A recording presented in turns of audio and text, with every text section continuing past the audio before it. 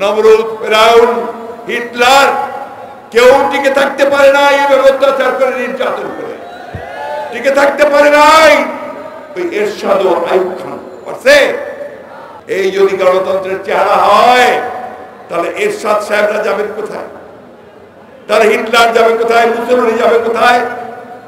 ভুলে যাবেন না, এই দেশের মানুষ কিন্তু লড়াকু মানুষ, বিদ্রোহী মানুষ। সাবজুকেশন কখনো তারা মেনে নেয় না। আজকেও একটা পটকা ফুটিয়েছেন, সেই পটকাটা কে ফুটিয়েছে আমরা বুঝি না, দেশের মানুষ বোঝে না। আপনারা এখানে চেষ্টা করছেন আবারও একটা সাবোটাজ করে এই সরকারি দলের লোকেরা তারা এখানে সেই অবস্থাকে তৈরি করতে চেয়েছিল। আপনারা বাধ্য করেছেন আমাদেরকে অবরোধ হরতাল দিতে, এবং সেইভাবে আপনারাই সেই 28 অক্টোবরের পুরো শান্তিপূর্ণ সমাবেশটাকে পণ্ড করে দিয়েছেন নিজেরা, সেইভাবে একটা প্লট তৈরি করে। আসলে কি তারা দেশ চালাচ্ছে? তারা দেশ চালায় না, এক অদৃশ্য শক্তি দেশ চালাচ্ছে বন্ধুগণ। এবং যাদের নির্দেশে তারা আজকে বাংলাদেশে মানুষের অধিকারগুলোকে কেড়ে নিয়েছে। তাদের ডিএনএ টেস্ট করা হয়, তারা কোন দলে বাবা, চাচা, মামা, ভাই কেউ বিএনপির সঙ্গে জড়িত কিনা, তাহলে আর তার চাকরি হবে না। আর টাকা ছাড়া কোনো চাকরি হয় না। একজন পিওনের, স্কুলের একটা পিওনের চাকরি 15 লক্ষ টাকার নিচে হয় না। তাদেরকে জিজ্ঞেস করুন তারা কিভাবে তাদেরকে রবিক ভাই কি ভাই এখন গেছে, আরো সামনে যাইবে।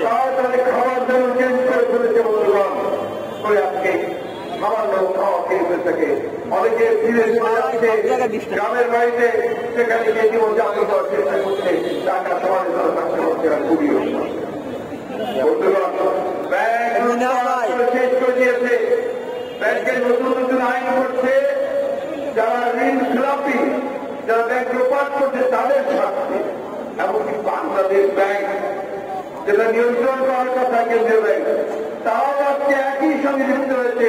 তাদের এই সমস্ত অপকর্ম যেন বাইরে বেরিয়ে না পড়ে, তাদের আমার সাংবাদিক ভাইদের প্রবেশ নিষিদ্ধ করেছে। কোথায় যাবে? কোথায় যাবে? আমরা আজকে এই দেশের মানুষ আমাদের নিজ দেশের থেকে আমরা আজকে পরবর্তী আমরা চিকিৎসার জন্য বিদেশে যাওয়ার জন্য আদালত থেকে অনুমতি নিয়ে যখন আমরা এয়ারপোর্টে যাই, ওই এয়ারপোর্টে আমাদেরকে 1 ঘন্টা ধরে আজকে অটোক রাখা হয় বিভিন্ন কাজ, এবং সহজে ছাড় দেওয়া হয় না। আমাদের এই দাবিটা যে তারা চেষ্টা হচ্ছে, আসলে কি তারা চেষ্টা হচ্ছে? তারা দেশ চালায় না, এক অদৃশ্য শক্তি দেশ চালাচ্ছে বলব। এবং যাদের নির্দেশে তারা আজকে বাংলাদেশে মানুষের অধিকারগুলোকে কেড়ে নিয়েছে। আমাদের রাষ্ট্রযন্ত্র, তারপরে আমাদের পুলিশ ভাইরা আছেন, আইন শৃঙ্খলা রক্ষাকারী বাহিনী আছে, আমাদের প্রশাসন আছে, বিচার ব্যবস্থা আছে, প্রত্যেকটি প্রতিষ্ঠানকে তারা আজকে কক্ষিগত করেছে, দুর্গ্রহণ করছে। তাদের লোক ছাড়া কেউ কোথাও দিতে পারে না। চাকরি হয় না আমার যুবক ছেলেদের, জিজ্ঞেস করে দেখেন। অনেকে বিশেষ পরীক্ষা দেয়, বিভিন্ন পরীক্ষা দেয়, তাদেরকে সেই চাকরি দেওয়া হয় না, তাদের ডিএনএ টেস্ট করা হয়।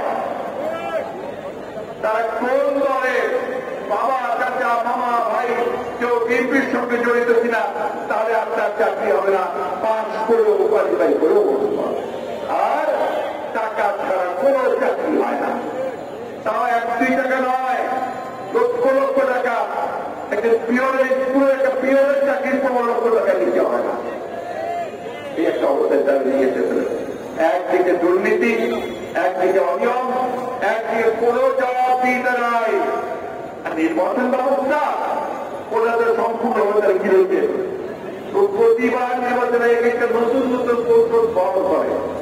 এবার উদ্ভাবন করেছে দামি নির্বাচন। আপনারাই বলছেন, সাংবাদিক বাইরে করছেন দামি নির্বাচন। দামি নির্বাচন আপনারা সবাই জানেন কি?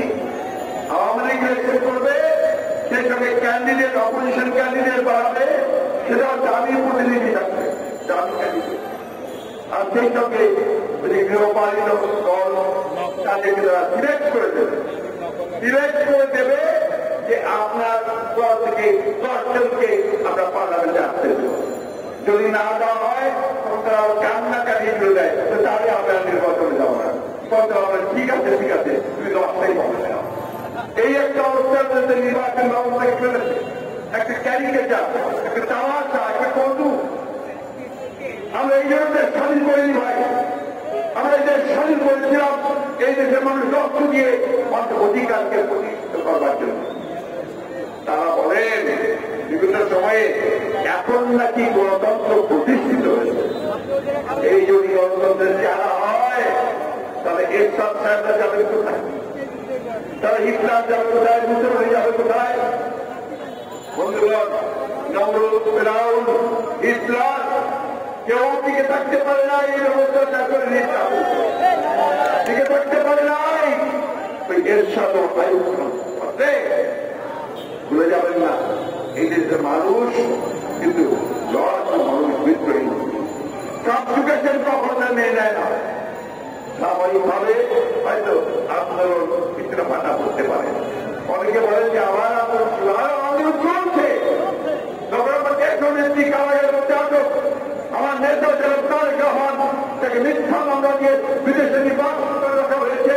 তিনি যখন দেশে ফিরতে পারেন না, যখন আমার এইটুকু উত্তরের শুরু করে ইরাক থেকে শুরু করে রাজভঙ্গের মধ্যে আবারও আছে, তখন এই আন্দোলন চলছে। প্রতিটি কারণ এখন মানুষ যারা আছেন, নেতা কর্মী আছে, তারা আন্দোলন করছে। আমাদের লোক যাও পারে না, এখন সব হোটেল কিছু নাই না, লজ্জা সর্বের সব মাথা খেয়ে ফেলেছে। এমন ভাবে কথা বলে যে তারা আপনার এখানে গণ্ডমুক্তের কথা। আসলেও এটাকে তাদের পৈতৃক সম্পত্তি মনে করে, এটাকে তারা মনে করে যে এটা তাদের সম্পত্তি, তারা যেভাবে খুশি সেভাবে ব্যবহার করবে। কিন্তু জনগণের যে চাহিদা সেদিকে তাকান না। আমরা এখনো বলি এখনো সময় আছে, জনগণের যারা পিঠ থেকে গেছে সেই জনগণকে বাধ্য করবেন না যাতে বেরিয়ে আসবে এবং একটা উত্তাল তর্ক সৃষ্টি করে আপনাদের বক্তব্যকে দেখে গোলমাল এবং আমরা তো গত 5-6 বছর ধরে একদম পিসফুল আন্দোলন করছি। আমরা কখনো কোথাও অন্যরকম ঝগড়া করতে যাইনি, হরতালে যাইনি। আপনারা বাধ্য করেছেন আমাদেরকে আপনাদের দিন হরতাল দিতে এবং সেইভাবে আপনারা এই আমাদেরকে করেন পুরো শান্তিপূর্ণ সমাবেশ থেকে বন্ধ করে নিয়েছেন নিজেরা। সেইভাবে একটা প্লট তৈরি করে আজকেও চেষ্টা করেছিলেন, আজকেও একটা পটকা ফুটিয়েছেন। সেই পটকাটা কে ফুটিয়েছে আমরা বুঝি না, দেশের মানুষ বোঝে না। আপনারা চেষ্টা করছেন আবার একটা সাবধান করে এই সরকারি দলের লোকেরা এখানে অবস্থা একটা তৈরি করছে। বন্ধুগণ, তরুণ যুবক, আমি আপনাদের বলতে চাই, কোন দেশের কোন মুক্তি হয় না, তার স্বাধীনতার কথা যায় না তুমি তরুণ এবং যুবকের কিনা। এই কথাটা আপনাদের মনে রাখতে হবে। শুধু ঠিক ঠিক করলে চলবে না, শুধু জেল থাকলেই চলবে না, আপনাদেরকে এগিয়ে আসতে হবে, এড়িয়ে আসতে হবে। রাজপথে জনগণকে নিয়ে চলে আসতে হবে। সেই জনগণকে নিয়ে আরো শক্তিশালী একটা রচনা করতে হবে। অন্যথায় আমার স্বাধীনতা, আমার ধর্মমুক্ত সব জড়িত। বন্ধুগণ, আমি বক্তব্য দীর্ঘ করতে চাই না, একটি কথা বলে আমি অবশ্য শেষ করতে চাই। দেশের আমাদের শুরু নয়, সারা বাংলাদেশে বাংলাদেশে এবং সমগ্র পৃথিবীতে মনে করি গণতন্ত্রের তিনি হচ্ছেন একজন অতন্ত্র আপসীন ব্যক্তি, তিনি এখন লড়াই করছেন। তার মুক্তি গণতন্ত্রের মুক্তি, তার মুক্তি রাষ্ট্রের মুক্তি, আমাদের যে সমস্যা করে আকাশ করে গেছেন তাদের মুক্তি হবে। আমি নামগুলো শব্দ জানাই শোনাই, সেই যারা যারা আছেন আমাদের যারা যারা নাম দিয়েছে যুবক